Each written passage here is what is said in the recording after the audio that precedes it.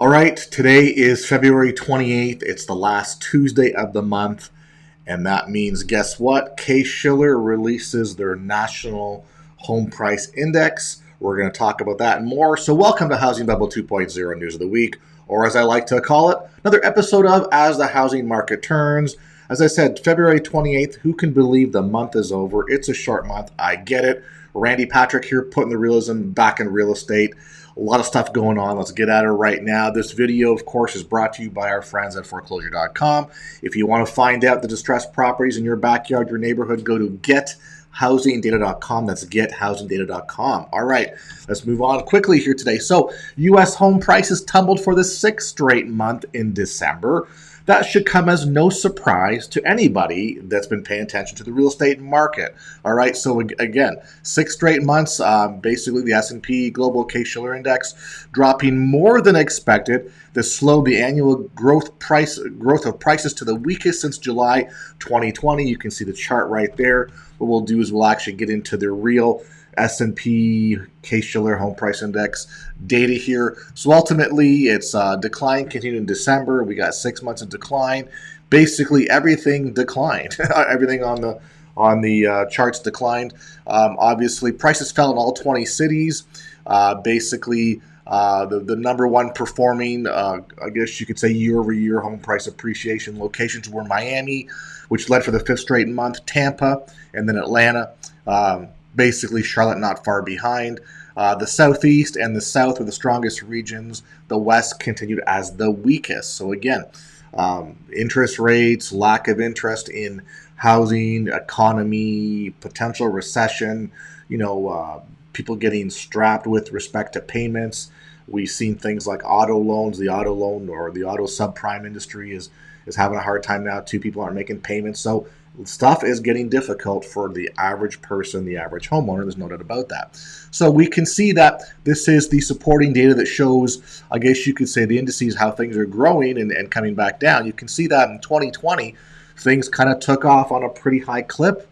And looks like now as we're in 2022 and 2023, you can see they're coming down at about the same pace. So again, exponential up, exponential down. So that's what always happens in housing bubbles and at the peak of the market when cycles change. It goes up hard, it comes down hard, simple as that. All right, so as we go forward here, we can see that the previous, I guess the housing bubble was in 2006. You can see the trough in 2012. You can see our new bubble basically in 2022, and we've already come down a little bit, a few months there. So as much as it's tough to see on the chart, the arrow has peaked, or the line has peaked for all three indices, the 10, the 20, and the national index, and it's now coming down on the right-hand side. So where my red arrow is, you can see that we're down for the past few months for sure.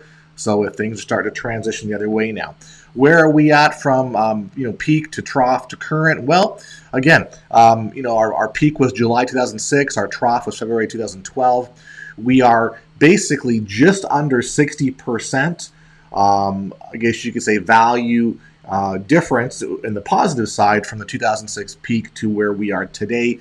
At the peak of 2022, that was almost 68% difference. So we can see we've dropped down about 9, almost 10% now overall from where we were, from where the peak was last year to where the previous peak was in 2006. Simple as that. So no surprises. Nobody should worry about this.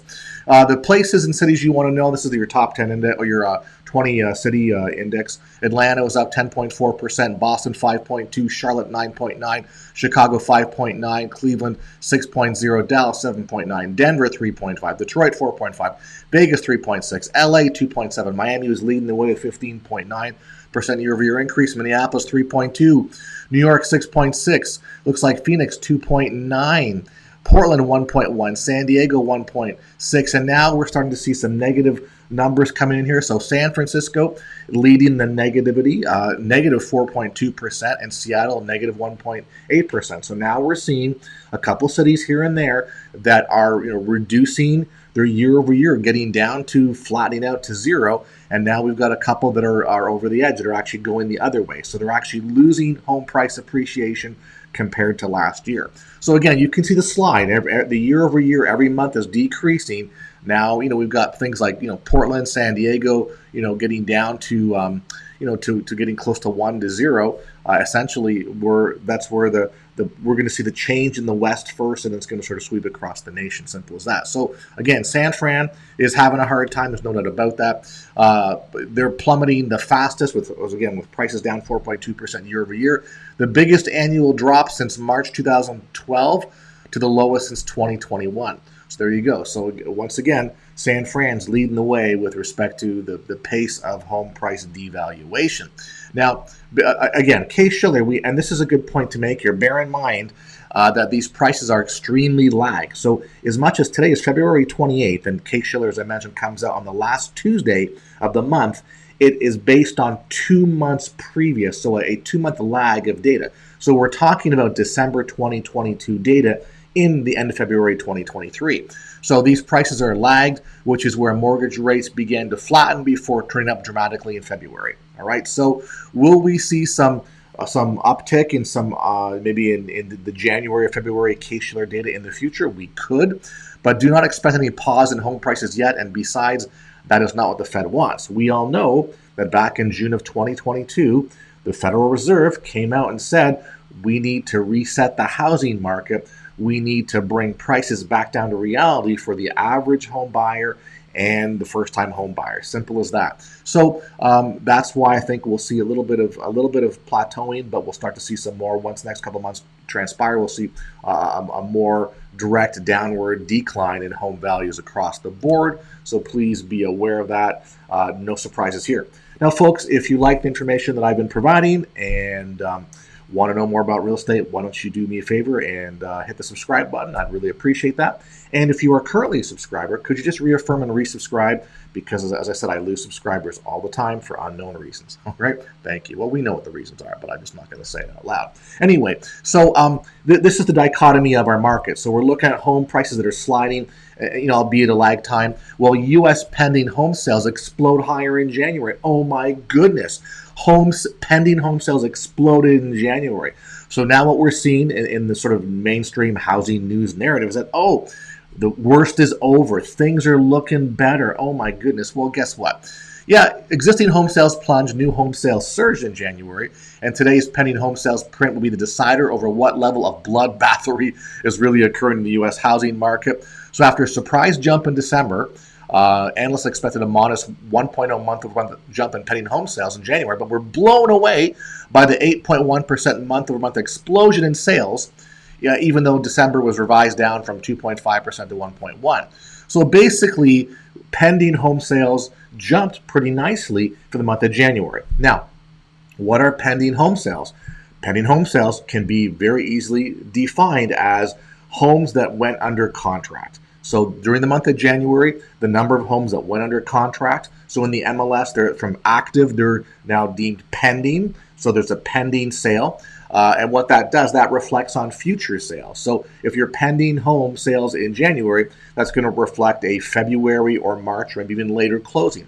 Now, pending home sales are not guaranteed sales. They still have to close. So, of course, pending home sales could still fall out for various reasons, cancellations, rates, whatever. So there's not a guarantee that what's pending today will actually close in the future, but it's a pretty good indication that activity is up. Now, we know activity is up. Why? Well, very straightforward. Because of what? Well, we know that, I actually forgot a slide here, guys. Oh my goodness, I shouldn't have done that. Well, I was going to actually show you a slide of mortgage rates, okay? So during, another slide, during this January increase here, we've had mortgage rates that were fairly low, and over the past few weeks, mortgage rates have jumped back well over 6% again. So the market is extremely fickle. The housing market certainly is very rate sensitive. Clearly, when rates are 5.8, 6.2, almost 7% essentially. So the pending home sales increasing is a direct result of mortgage rates being a little bit lower for a number of weeks. The housing market's not recovering. Okay, let's get that straight here. Having some low rates comparatively speaking to what they were back, in the fall, over 7. So when you're having stuff maybe in the high 5s, people are going, okay, it's a little better now. Maybe I can jump on that house and pick, try to do some negotiation with home sellers and try to get in some decent pricing in the marketplace. So people have done that, but guess what? Mortgage rates are back up again. So what we saw is probably another just short-term little increase. As I said, that will probably reflect in some sales for NAR. Whether that's going to reflect in home values as time goes on, I'm not too sure. Again, that's just, this is home sales. The penny home sales is across the board, across the country. How it all plays out in each individual market, we don't know until stuff happens the next month or two. So that's the scoop with respect to what's happening in penny home sales. So as much as you're going to see that, the market's not fixed. The market's not going to dramatically improve and values are going to start going up again. That was a small item of what happened with rates. Okay, so keep that in mind. Now, why is this a great opportunity for everybody right now? Well, you know what? We've got a lot happening right here. And again, the market, the information is so diverse, right? We see, market tanking, market slowing down, interest rates rising. Then we have a couple of weeks of a change. Everybody thinks it's going to happen. Things are changing. Everything's going to turn out to be great, and it doesn't. It's a short-term little tease. So what's the most fun we're going to have this year is the distressed properties. Okay, this year going forward. So participate in the foreclosure auction. See more foreclosure auctions going on. It's already taken place. Bank owned, real estate owned, coming back onto the MLS or other third-party websites. We'll see. As foreclosures increase, those should increase proportionally as well too. Short sales, so more people are going to need more solutions to basically settle their debts, stop the foreclosure sale, buy them more time in their house. That's going to happen. So you'll see some more short sales, but you got to go out and get after those. Talk to the homeowners. Short payoffs are kind of like short sales, all right? But you're dealing directly with you actually have the deed of the property. We're going to see subject to, so that's taking over the property subject to the mortgage. Those are going to increase. I see a lot of homeowner association, condo association foreclosures going on because people are getting strapped with respect to money, and it's tough to pay everything. We're seeing a lot more probate/estate foreclosures happening. And as a result of all these things, there's going to be an increase what we call foreclosure surplus or overages. So that's where people get foreclosed on, and there could be, the foreclosed auction amount could be higher than what was owed in the final judgment or the payoff amount. That creates a surplus, which means the homeowner is entitled to that, but they don't know how to, or don't even know or aware that's available to them. There's a whole other industry that helps homeowners get that money back in their in their pockets, and you can participate in that too. So a lot of things revolve around the distressed property opportunity, which is going to be huge, and it's going to be big time. This is only going to increase for the next couple of years. Simple as that. So anyway, guys, I'm open for business. What I mean by that is, obviously, if you're looking for new construction, that's a great opportunity now to start to wheel and deal with the new home builders. Existing properties in the MLS, we're seeing activity there, so we can help you with that. Investment opportunities, always. I got stuff coming across my plate every day. We can talk about whether it's cash flow, Airbnb, fix and flip. Single-family residential is the primary thing, but we do multifamily as well too.